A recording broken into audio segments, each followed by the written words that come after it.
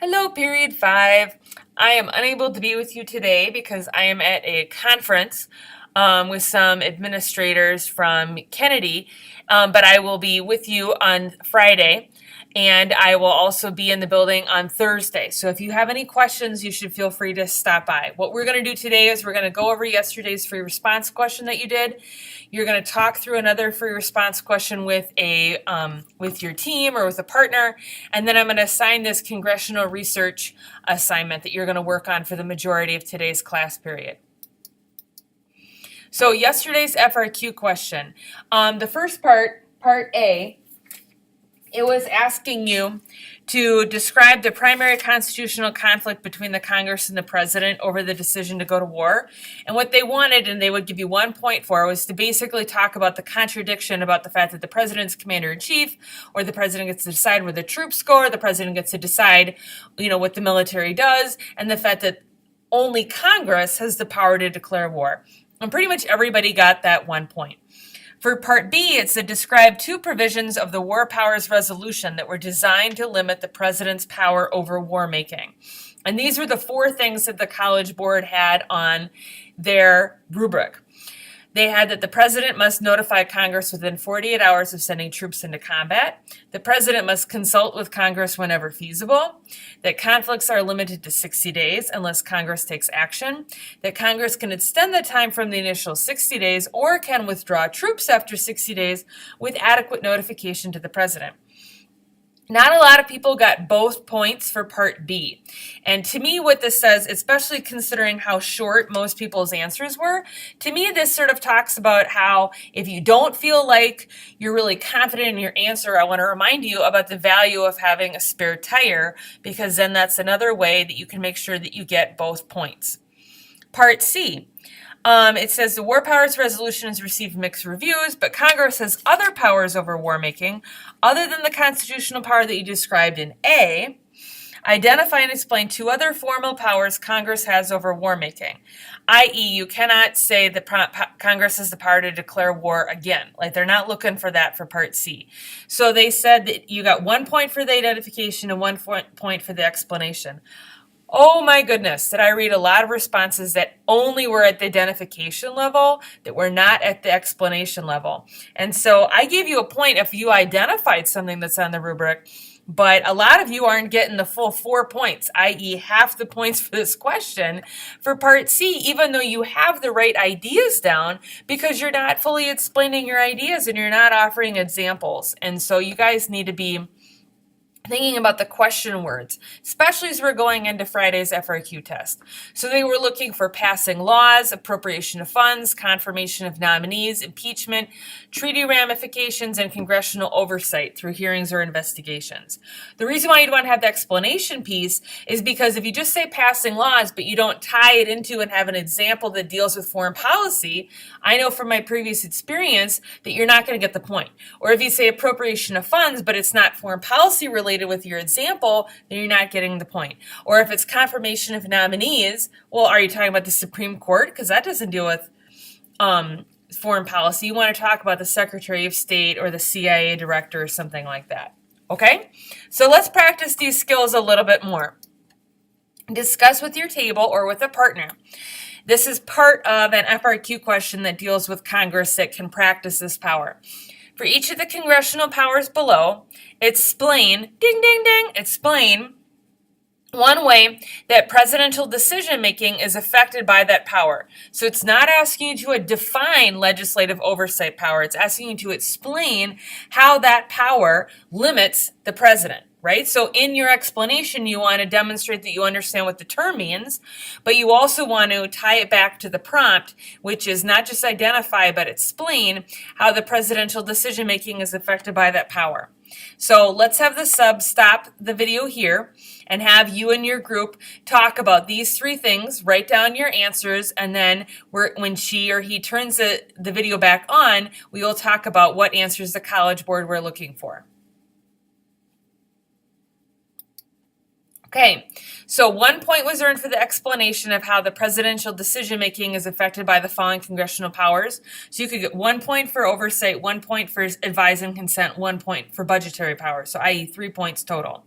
So they wanted for power of legislative oversight, the presidents to minimize the number of or extent of actions that might draw congressional scrutiny, i.e. that they didn't want to be fighting with Congress all the time because then that would limit their ability to get stuff done actually with Congress.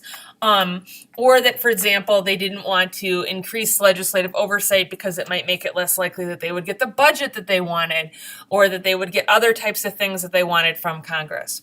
From the Senate advise and consent power, presidents weigh the implications of making controversial ideological nominations or appointments.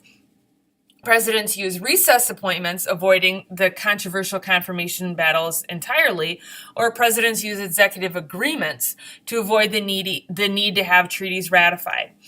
So those are examples, like the way it's worded in the Constitution is it says that the president must advise and consent with Congress on treaties and treaties and appointments. And so the president could think about what does the Senate want as a way to try to make that go easier, or the president has got sort of these backdoor approaches like recess appointments or executive agreements in order to not need to work with the Senate.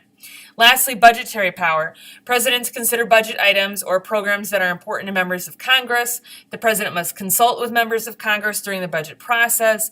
The president will sign budgets that include provisions that he or she actually opposes, rather than vetoing the whole budget. Or the presidents postpone agenda items because of difficulty in getting congressional budgetary approval.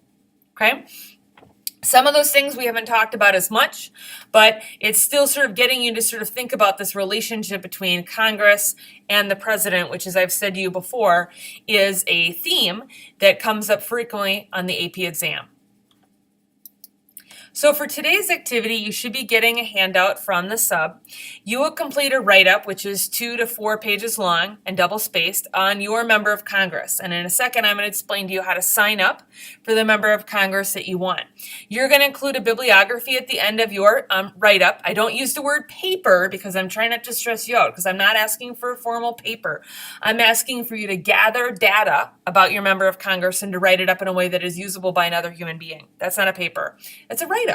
And you're going to use parenthetical references to say where you got your information from throughout your paper. That doesn't have to be using a formal MLA process, okay?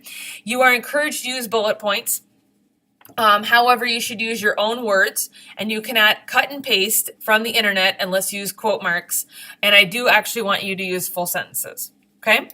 So what type of information am I asking you to find out? So for example, in the bullet points department, you could have like the name of your congressional rep at the top, and then have background, colon, and then have some bullet points about his or her background. Like what were the jobs that they had before they became senator or before they became representative? What type of degree did they get from college? Where did they go to college? Those types of things. What committee or committees does he or she serve on? And explain what 2 of these committees do. If your person is in a leadership role, your person isn't necessarily going to have a committee that they're on. What type of leadership role, if any, does he or she have? Majority leader, majority whip, are they a committee chair, da-da-da-da-da. Explain their role. Note if your person is in leadership, I already said that, never mind. What are his or her stances on 3 issues? And you get to pick whatever 3 issues you want. What is his or her voting record on those 3 issues? How is he or she rated by special interest groups on those issues? And why did he or she receive that rating? And this is the $25 million question, i.e. the thing that people undercover in their write-up. How much money did he or she fundraise and spend in the last election? Where did he or she receive their donations? Did he or she receive money from any special interest groups or PACs that relate to the issues that you're following? And if so, who gave him or her money and how much? And this is the part that people undercover/forget. Analyze who he or she got money from and how that affected or is reflected in their voting record and their political positions. You have several websites that I have told you that you should go to, i.e., I'm not even telling you to just go find this on Google. Like, I'm telling you exactly where you get this information from. You're going to go to the votesmart.org website, and it's going to rate them. Okay, you're going to go to opensecrets.org and you're going to find out where their money is from. The Washington Post keeps track of congressional voting records. The politician's own website gives their viewpoints on stances. But also, I really want you to go look at one of the main newspapers from the state where the person is from, because I want you to also look at how they are perceived by their home state, but also how they are trying to project themselves to their home state. You are not required to use this site, thecapital.net, FAQ, Congress leadership, but I found it useful for information on the committees and leadership, which is one of the things that you have to talk about. So depending upon your person's leadership role, that might be helpful. I am requiring you for this assignment to use VoteSmart, Open Secrets, the politician's own website, and one of the main newspapers, okay? I'm not requiring you to use the Washington Post. I'm just saying that they have some really helpful resources, okay? I have handpicked some people that I think would be of interest to you. I picked these people out because they're in the news frequently, because they have leadership positions, they're from Minnesota, or they could be some role models, people that you could connect with. Like I also picked out like some important women, some important people of color that might be people that you could sort of take inspiration from. And I've tried to say where they're from. You are not limited to these people, okay? On Moodle, I have given you a link to this assignment, okay? It's, where do I have it up here? Right here. So on this, I've got this assignment on Moodle, okay? It's called Your Congressperson Research. And this is the whole assignment. But then I've also got here, and I've linked it so that anybody can access this. You could go to Representative Javier Becerra, and you could write down your name. Meredith, Abby, except you would write down your own name. And you would actually sign up for which person you want. You are in period 5, so you get to pick first. Poor period 4, they get whatever your sloppy seconds. But you guys get to pick, but you could also add another person here, okay? I've also listed on here, and it's also on the back of your assignment sheet, how I'm going to grade your assignment.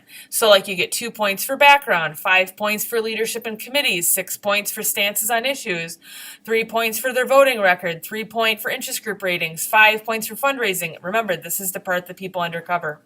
You get 5 points for using all the types of sources that I say that I want you to use.